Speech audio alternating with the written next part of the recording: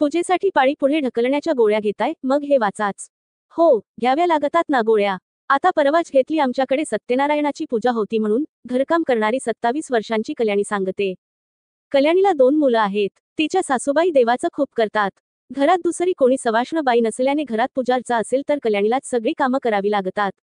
अशात तिची पाळी आली तर मग कठीणच. अशावेळी पाळी आली तर तिच्या घरच्यांची चिडचिड व्हायची आणि मग कल्याणीला खूप टोमणे ऐकावे लागायचे.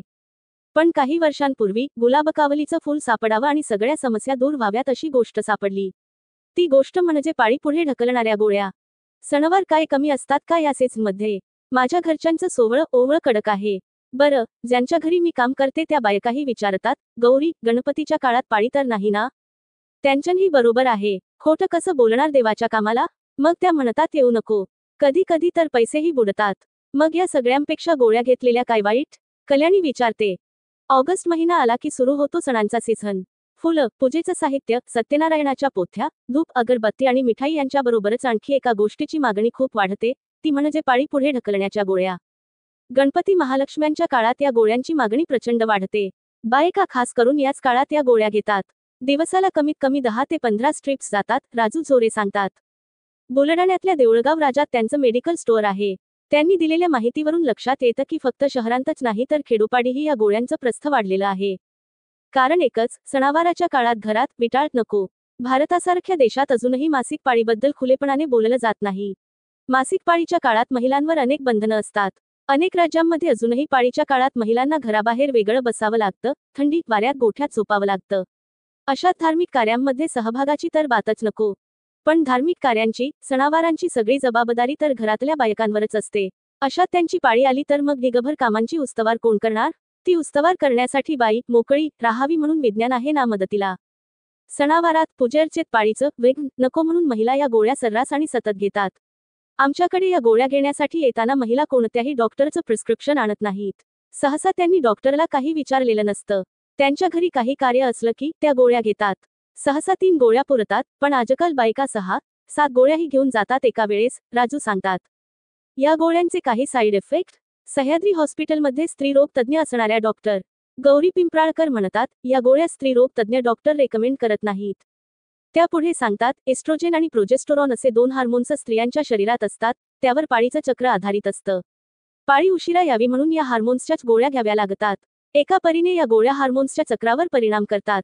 नैसर्गिकरित्या चाललेलं पाळीचं चक्र पुढे मागे केल्याचे अनेक वाईट परिणामही होऊ शकतात. या हार्मोन्सचं सातत्यानं अतिसेवन केलं तर ब्रेन स्ट्रोक, पॅरालिसिस, फिट येणं अशा केसेस आम्हाला पाहायला मिळतात. पाळी लांबवण्यासाठी बायका 10-15 दिवस या गोळ्या घेत राहतात. त्याही हाय डोसमध्ये. त्याचे परिणाम फार घातक असतात. या गोळ्या कोणी घेऊ नयेत? डॉक्टर गौरी यांच्या मते या बायका कोणत्याही डॉक्टरला गोळ्या घेण्याआधी विचारत नाहीत. या गोळ्या मेडिकल स्टोअरमध्ये सहज मिळतात. बायका त्यांच्या मनाने त्या गोळ्या घेतच राहतात. कोणत्याही गोळ्या देण्याआधी पेशंटची हिस्ट्री महत्त्वाची असते. बाईला जर वर्टिगोचा, मायग्रेनचा त्रास असेल, आधी कधी स्ट्रोक येऊन गेला असेल, हाय किंवा लो ब्लड प्रेशर असेल, तिचं वजन जास्त असेल तर या गोळ्यांचा त्या बाईला जास्त त्रास होऊ शकतो. महिला खेळाडूंना याचा त्रास होत नाही का? स्पर्धांदरम्यान अनेक महिला खेळाडू पाळी पुढे ढकलण्याच्या गोळ्या घेतात. त्यांना याचा त्रास होत नाही का? याबद्दल बोलताना डॉक्टर गौरी सांगतात, खेळाडूंची गोष्ट वेगळी असते. त्यांचं डाएट चांगलं असतं, त्यांचं शरीर सशक्त असतं, व्यायाम होत असतो, त्यामुळे त्यांच्यावर या गोळ्यांचे साईड इफेक्ट होण्याची शक्यता. या खेळाडू काही पाळी पुढे ढकलण्याच्या गोळ्या वारंवार घेतातच असंही नाही. पण धार्मिक कारणांसाठी पाळी पुढे ढकलणाऱ्या महिलांचं प्रमाण प्रचंड आहे आणि त्या या गोळ्या सतत घेत असतात.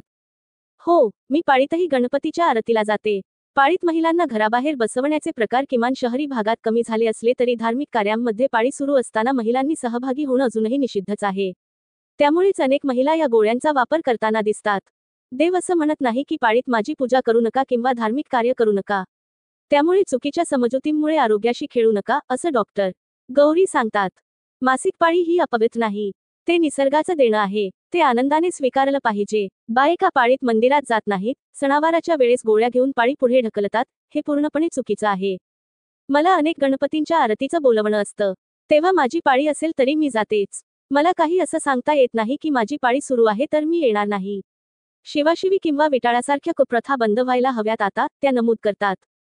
पूर्णविराम पूर्णविराम पूर्णविराम असं धर्मशास्त्रात सांगितलेलं नाही. मासिक पाळीच्या काळात महिलांनी धार्मिक कार्य करू नयेत असं कुठल्याही धर्मशास्त्रात सांगितलेलं नाही.